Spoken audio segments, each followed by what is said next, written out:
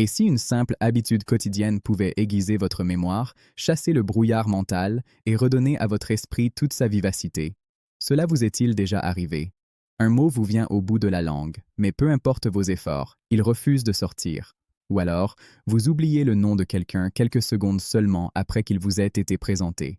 Ou encore, vous entrez dans une pièce de votre propre maison, vous vous arrêtez sur le seuil, l'esprit complètement vide, sans la moindre idée de ce que vous alliez y faire.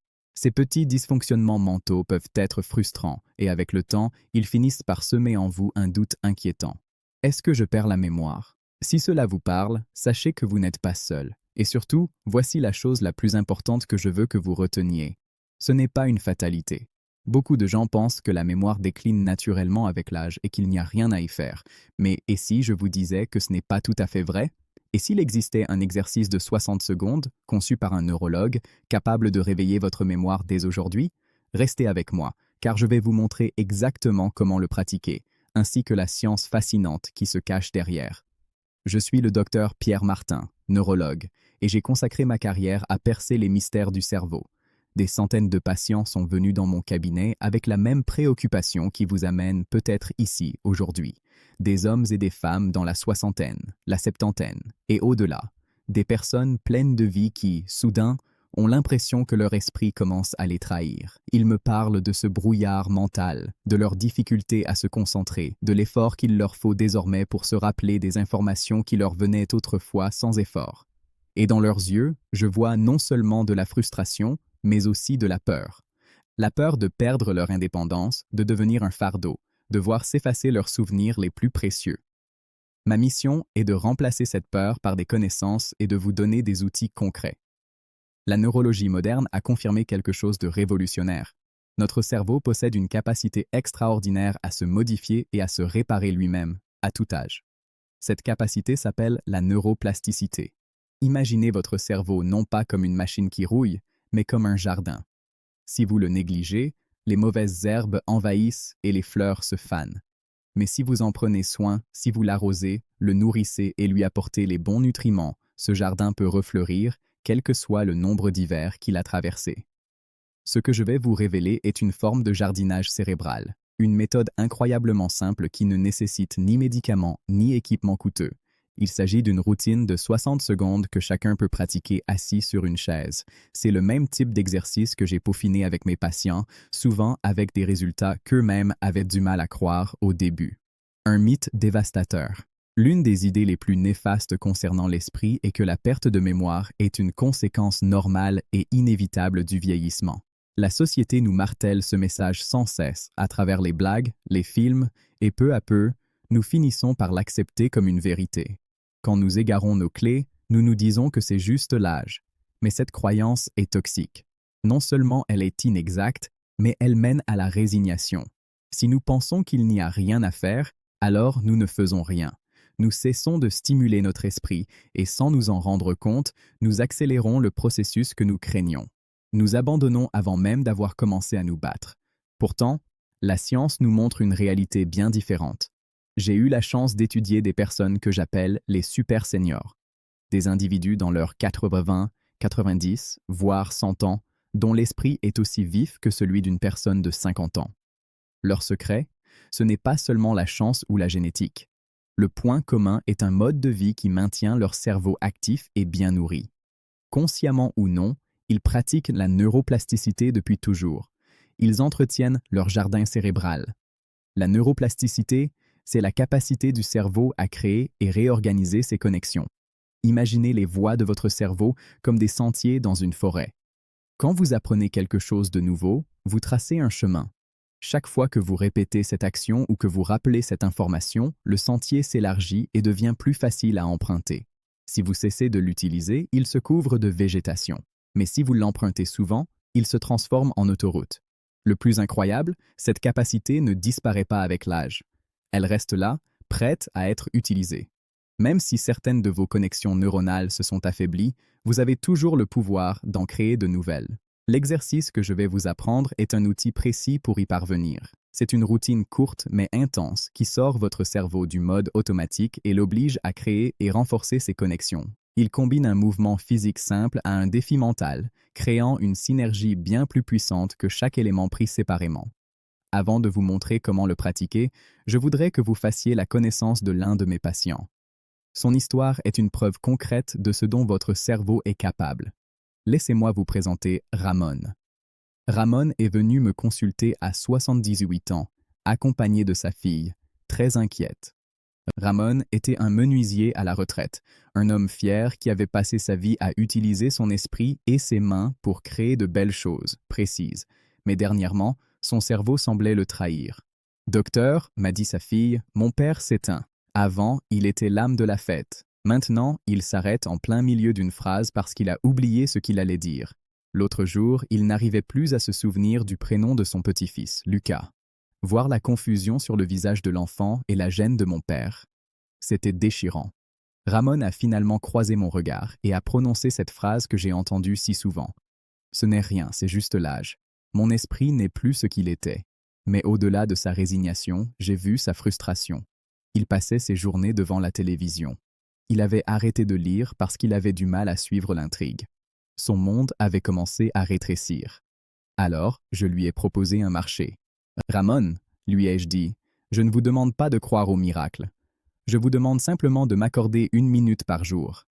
Je vais vous apprendre un exercice qui peut vous sembler ridicule, mais promettez-moi de le faire tous les jours pendant 4 semaines. » Il m'a regardé avec scepticisme. « 1 minute, et avec ça, je vais me souvenir du prénom de mon petit-fils ?» a-t-il demandé. « Peut-être, ai-je répondu.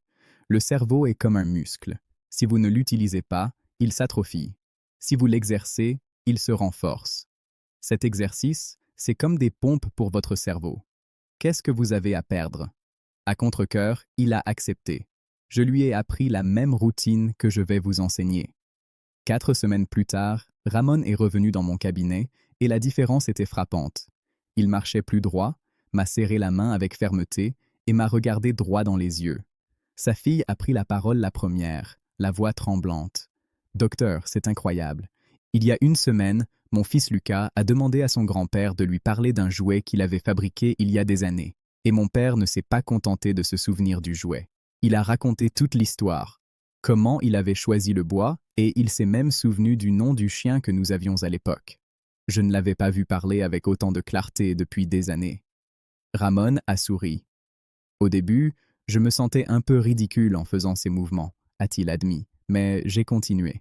Après 1 semaine, je me sentais plus alerte le matin. Après 2 semaines, j'ai réalisé que je pouvais suivre les informations sans me perdre. Et hier, sans raison, le nom d'un vieux collègue de l'atelier que je n'avais pas vu depuis 30 ans m'est revenu comme ça. C'était comme si une fenêtre fermée venait soudain de s'ouvrir. L'histoire de Ramon n'est pas un miracle. Et il est important de préciser que tout le monde ne vit pas un changement aussi spectaculaire. Mais c'est un exemple bien réel de la neuroplasticité en action. Et maintenant, c'est à votre tour d'apprendre à l'utiliser. L'exercice de 60 secondes. Tutoriel pas à pas. Nous y voilà. Si possible, préparez-vous à faire l'exercice avec moi. Tout ce dont vous avez besoin, c'est d'une chaise et d'1 minute de votre attention. Rappelez-vous, l'important, ce n'est pas la force, mais la concentration. Nous allons diviser cette minute en 2 parties de 30 secondes chacune. Préparation. Avant de commencer, asseyez-vous au bord de votre chaise, le dos droit mais détendu. Posez vos pieds à plat sur le sol, écartés à la largeur des hanches et placez vos mains sur vos cuisses. Fermez les yeux un instant et prenez une grande inspiration.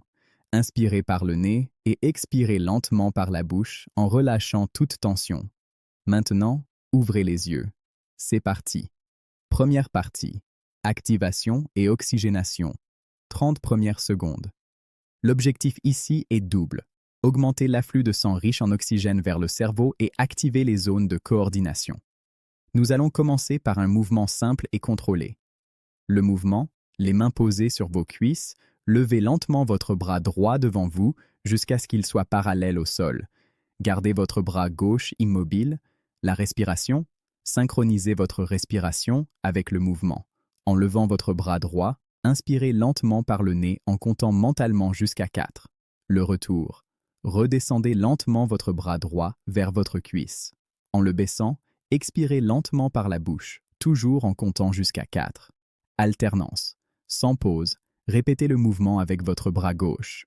Levez-le en inspirant, 1, 2, 3, 4, puis redescendez-le en expirant, 1, 2, 3, 4. Entraînons-nous une fois. Bras droit vers le haut en inspirant, vers le bas en expirant. Bras gauche vers le haut en inspirant, vers le bas en expirant. Parfait. Pendant ces 30 premières secondes, continuez ce mouvement de manière régulière en alternant les bras sans vous presser. Le contrôle est essentiel. Concentrez-vous sur les sensations. Pourquoi ça marche? Ce mouvement rythmique, combiné à une respiration profonde, calme le système nerveux et augmente l'oxygène dans votre sang, le carburant dont vos neurones ont besoin. Il aide aussi à relâcher les tensions dans votre cou et vos épaules, libérant ainsi les voies par lesquelles le sang circule vers votre cerveau. L'aspect coordination réveille votre cerveau et le prépare pour la phase suivante. Deuxième partie, le défi mental, 30 dernières secondes. C'est ici que nous activons la neuroplasticité. Vous allez continuer exactement le même mouvement physique, mais nous allons ajouter une tâche mentale. L'astuce est de faire les deux en même temps. Ce double défi force différentes parties de votre cerveau à communiquer intensément, créant ainsi de nouvelles connexions neuronales. La tâche mentale. Tout en continuant les mouvements des bras et la respiration, commencez à nommer des éléments appartenant à une catégorie. Commencez par quelque chose de simple, comme les fruits. Exécution. En levant votre bras droit tout en inspirant, dites pomme. En le redescendant tout en expirant, pensez au suivant. En levant votre bras gauche tout en inspirant, dites banane. Continuez. Orange, fraise, raisin, poire, tout ce qui vous vient à l'esprit pendant 30 secondes. Ne vous inquiétez pas si votre esprit devient blanc. C'est normal. Respirez et attendez que le mot suivant vienne. L'objectif n'est pas de battre un record, mais de maintenir votre cerveau en mode de recherche active tout en bougeant. La routine complète de 60 secondes, de 0 à 30 secondes. Asseyez-vous droit et commencez le mouvement lent et contrôlé des bras, synchronisé avec votre respiration. Concentrez-vous uniquement sur cela. De 31 à 60 secondes, sans arrêter le mouvement, ajoutez la tâche mentale. Commencez à nommer des éléments de la catégorie choisie, par exemple fruits, jusqu'à la fin de la minute. Et voilà, une minute qui peut commencer à changer votre relation avec votre esprit. Pourquoi cette combinaison fonctionne-t-elle? En forçant votre cerveau à gérer à la fois une tâche motrice et une tâche cognitive, vous stimulez la communication entre différentes régions cérébrales, comme le lobe frontal, attention, le cervelet, coordination, et le lobe temporal, mémoire. C'est comme demander à un orchestre de jouer deux mélodies en même temps. Pour y parvenir, les musiciens, vos neurones, doivent créer de nouvelles harmonies, de nouvelles connexions. C'est la neuroplasticité en action. Comment progresser? Erreurs courantes et petits secrets. Le vrai secret réside dans la régularité et la progression. Votre cerveau est intelligent. Si vous faites toujours la même chose, il s'adapte et l'exercice devient moins efficace. Il faut le maintenir en éveil. Progression hebdomadaire. Semaine 1. Commencez par des catégories simples et concrètes. Un jour, choisissez les fruits. Un autre jour, les animaux, puis les meubles, les vêtements, etc. Semaine 2. Mots par lettre. Augmentez la difficulté. Choisissez une lettre, par exemple P, et citez tous les mots qui vous viennent à l'esprit, commençant par cette lettre. Pomme, pain, ballon, porte. Cela force votre cerveau à chercher l'information différemment. Semaine 3. Compte à rebours. Un classique. Tout en bougeant les bras, comptez à rebours de 100 en soustrayant 3 à chaque fois. 100, 97, 94. Si vous perdez le fil, pas de panique. Respirez et reprenez depuis le dernier nombre dont vous vous souvenez, semaine 4 et au-delà. Soyez créatif. Mélangez et combinez. Nommez des villes du monde entier ou des prénoms commençant par une certaine lettre. La règle d'or est simple. Si c'est trop facile, changez. Le bon niveau, c'est quand vous sentez un léger effort. C'est le signe que votre cerveau travaille. Les 3 erreurs à éviter absolument. Aller trop vite, c'est l'erreur la plus courante. Bouger les bras trop rapidement et respirer de manière superficielle est contre-productif. La précipitation crée du stress, et le stress est un poison pour la mémoire. L'objectif est le calme et le contrôle. Plus c'est lent, mieux c'est.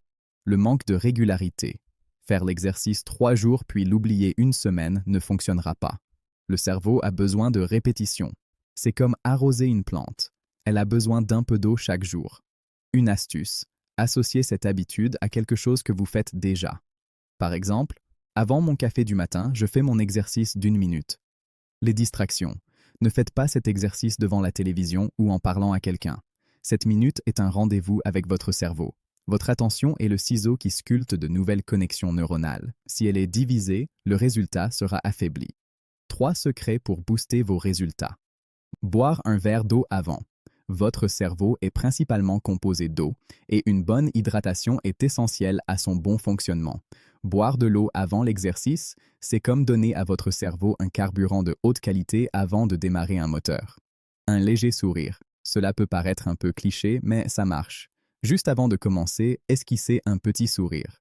Ce simple geste envoie un signal à votre cerveau pour libérer des neurotransmetteurs qui améliorent l'humeur et favorisent l'apprentissage. L'enseigner à quelqu'un d'autre, l'une des meilleures façons de renforcer une connaissance est de l'enseigner. Partagez cet exercice avec votre partenaire, un ami ou un voisin. En l'expliquant, votre cerveau organise l'information, renforçant ainsi vos propres connexions neuronales. Et en plus, vous aurez quelqu'un pour vous motiver. Voilà. Vous avez maintenant entre les mains l'exercice de 60 secondes qui a aidé Ramon et bien d'autres à chasser le brouillard mental. Ce n'est pas de la magie, c'est de la neuroscience appliquée, simple et accessible à tous. Votre cerveau a une capacité de récupération que vous n'imaginez peut-être même pas. Peu importe votre âge, vous avez le pouvoir de lui donner les bons stimuli. Mais savoir ne suffit pas. Il faut passer à l'action. Alors, je vous lance un défi. Ne vous contentez pas d'enregistrer cette information. Engagez-vous à essayer cette routine pendant 1 semaine. 1 minute par jour, soit seulement 7 minutes au total. Et j'aimerais vous demander une chose de plus. Revenez ici dans 1 semaine et dites-moi ce que vous avez ressenti. Ce n'est pas la peine que ce soit un miracle. Peut-être avez-vous simplement remarqué que vous étiez un peu plus alerte ou que vous vous souveniez d'un mot qui vous échappait d'habitude. Écrivez « Semaine 1 terminée » et partagez vos observations. Votre histoire pourrait être l'étincelle qui inspire quelqu'un d'autre. Transformons les commentaires en un journal de notre progression. Et bien sûr, si vous voulez plus de conseils scientifiques comme celui-ci pour garder votre esprit et votre corps actifs, abonnez-vous à la chaîne pour ne rien manquer. Conclusion. Nous avons commencé en parlant de la frustration causée par les petits trous de mémoire. Nous avons remis en question le mythe selon lequel la perte de mémoire est inévitable, et nous avons ouvert la porte à l'espoir grâce au concept de neuroplasticité. Je vous ai raconté l'histoire de Ramon et je vous ai donné le même outil qu'il a utilisé, l'exercice de 60 secondes.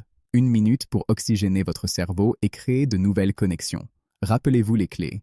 Une pratique régulière. Évitez les erreurs courantes. Améliorer les résultats avec de petites habitudes puissantes. Maintenant, le choix vous appartient. Vous pouvez fermer cette fenêtre et continuer comme avant. Ou vous pouvez vous lever, trouver une chaise et vous offrir la première minute d'une vie mentalement plus active. Ne sous-estimez jamais le pouvoir des petites actions répétées. Cette minute est une déclaration. C'est vous qui vous dites « Ma santé cérébrale compte. Je prends les rênes. Je refuse d'abandonner. Je suis le docteur Pierre Martin. Merci pour votre temps. Allez maintenant prendre soin de votre cerveau extraordinaire. Je vous attends dans les commentaires. Ce n'est pas juste une habitude. C'est un engagement à protéger votre esprit et votre indépendance. Commencez aujourd'hui. Soyez régulier et observez comment 1 minute par jour peut transformer le fonctionnement de votre cerveau. À très vite dans la prochaine vidéo.